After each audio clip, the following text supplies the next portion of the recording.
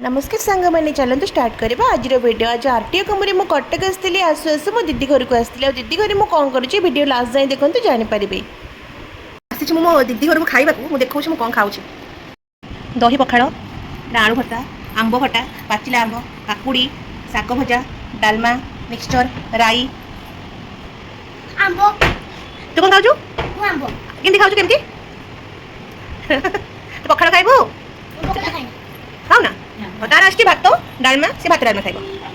पेटे भोक मुहरे लेज ए चलो आम टे पेट पूजा करदे आ दीदी ठार भी छड़ेदेबा